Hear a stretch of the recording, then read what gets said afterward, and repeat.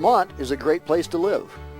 Vermont is a place that is blessed with mountains, forests and fields, lakes and rivers, hill farms and valley farms, and traditional villages with quaint village centers, and cities with vibrant downtowns. These are the things that make living in Vermont so special. Today, when we look around, that special character isn't always what we see. 3 decades of growth have produced a lot of changes. Some subtle, some not so subtle. Some good, such as more jobs and higher incomes. Some not so good, such as the consumption of ever more land for development and the erosion of community life. More and more, we see fields sprouting houses instead of hay. Our highway system allows many of us to live miles from where we work or shop, attend church, or visit the doctor. Strip development has flourished in some areas, much of it allowed by towns that zone commercial districts along highways, and by the state and local regulations and policies governing curb cuts and sewer line extensions. Places like this make getting around on foot difficult and unappealing. When developments are designed solely for vehicles, you don't feel safe or comfortable unless you're in your car. Bland, featureless buildings surrounded by vast, desolate parking lots have become commonplace. Even in small towns, we see that public buildings like post offices are moving out of our villages to sites where they can only be reached by car and where they can no longer contribute to the vitality of our community centers. Residential development on large lots can further isolate people from each other and from a sense of identity and involvement in their communities. Large lots are often created to avoid state septic system regulations. Sometimes unregulated septic systems on large lots fail with nasty results. The wet area is surfacing septic effluent. Large lots fragment productive land, creating parcels that are too big to mow and too small to plow. As this pattern expands, what happens to our countryside? What happens to our communities? There is a better way to develop our land. The Vermont Planners Association proposes growth centers as an alternative to the business-as-usual suburban development patterns. What is a growth center? It's an area where a community chooses to concentrate its growth and development. But it is much more than that. Growth centers are places that have the best qualities of Vermont's traditional villages and town centers. They are places with a good mix of uses and activities, all within easy walking distance. These uses include town offices, libraries, churches, and commons, all surrounded by compact residential neighborhoods. Residential neighborhoods in growth centers can take many forms for different needs and different locations.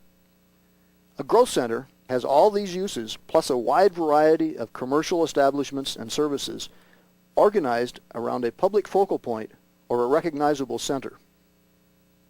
Growth centers may make sense on paper, but why should we spend time and money planning for growth centers in our towns?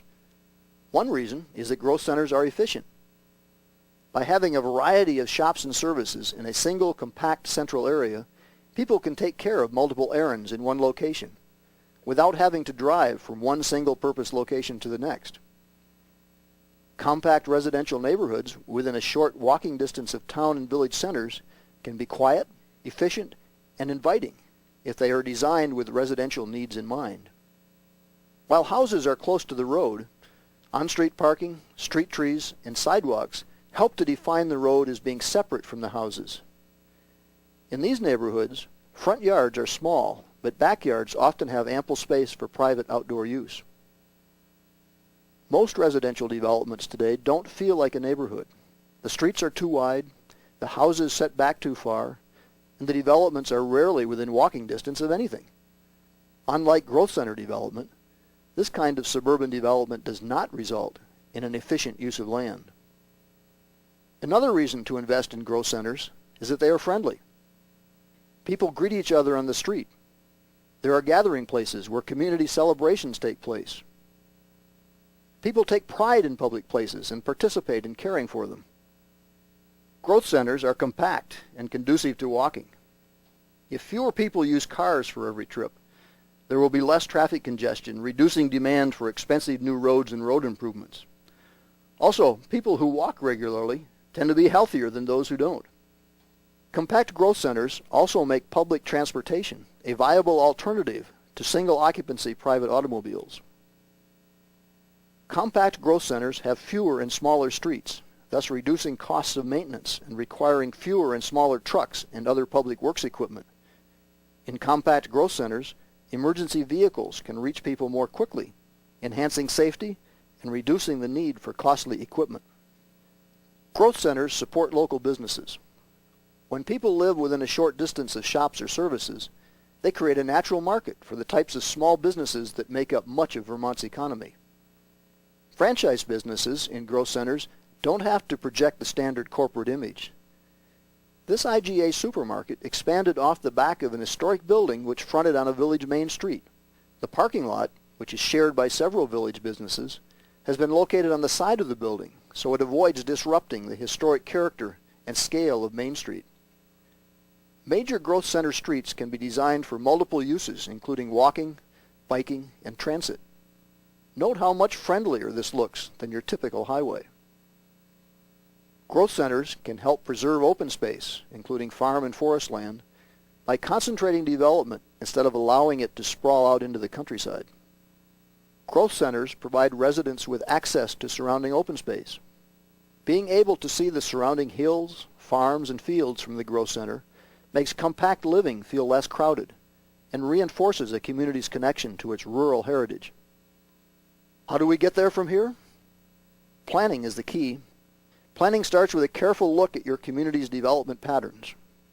Where are your commercial areas? Are there surrounding residential neighborhoods? Where are the public buildings and spaces? Does your town have a strip commercial district? A growth center can be designed around an existing village or downtown. Alternatively, towns can create totally new growth centers. Planning for growth centers starts with creating a plan for how your community wants its growth center to develop.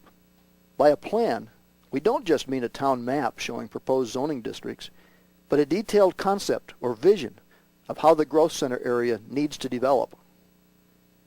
Planning starts with a thorough understanding of what exists: sewer and water capacities, the physical constraints to development such as soils, slopes, wetlands, floodplains, the location of existing roads and public spaces.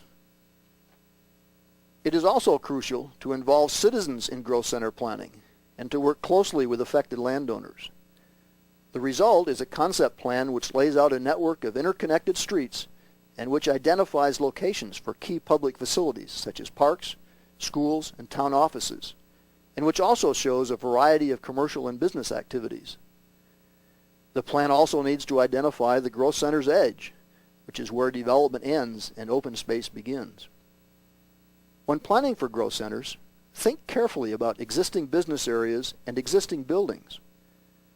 Sometimes preservation or reuse of historic buildings can provide a strong foundation for a growth center core. Schools, particularly elementary schools, should be located where they can serve neighborhoods without busing and also serve as neighborhood centers.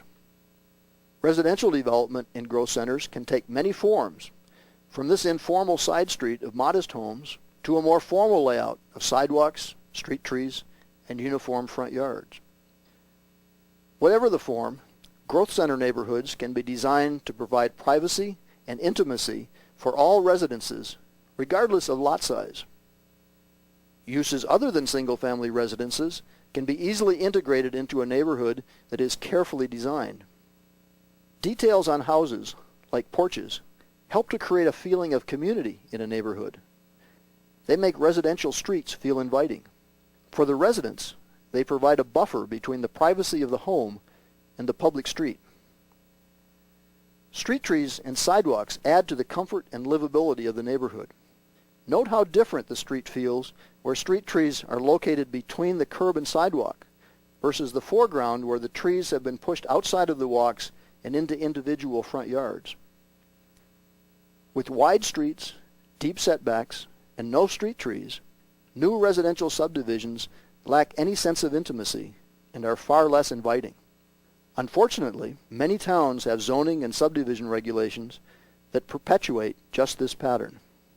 Small changes make a big difference.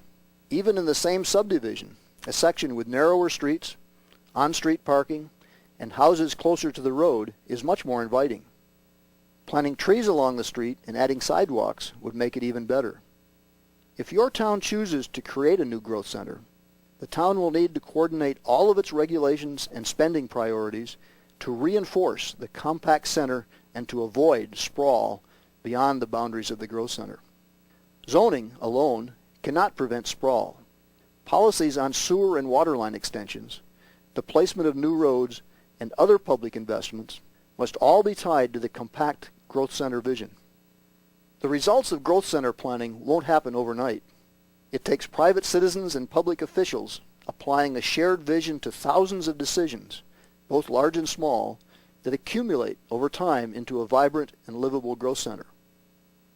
Many communities have begun to recognize the importance of their existing growth centers through efforts to save existing historic buildings. We are happy to report that examples abound throughout Vermont of communities successfully adapting historic buildings to uses that not only preserve the landmark building, but also help to revitalize the entire community. In Richmond, an abandoned church has been converted into a library. The library shares a parking lot with a converted brick school building, which now houses the town offices, the police department, and a post office. The parking lot is separated from the road by a small linear park. Businesses can help preserve historic buildings too. Here a bank is reusing an historic house. In this case, an historic house is being used as a store. In another case, the heroic efforts of citizens not only restored a building, but also provided a new focus for community life. Growth center planning is about planning for people and communities, and determining how they can best fit into Vermont's irreplaceable countryside. We can all contribute to improving our communities and promoting growth that fosters the quality of life we cherish in Vermont. From the personal choices we make about where and how we live and shop, to our involvement in town and regional affairs, by working toward a common goal, each of us can make a difference. Ultimately, growth center planning is an attempt to accommodate anticipated development in a way that supports our communities and retains Vermont's tradition of compact settlements surrounded by rural countryside. In planning for the future, we must demand the best. But if we demand it, we must be willing to put the effort into making it happen. With hard work and a shared vision, we can preserve this legacy for generations to come. If you're interested in learning more about growth centers, please contact the Vermont Planners Association and obtain a copy of our more technical Growth Center report.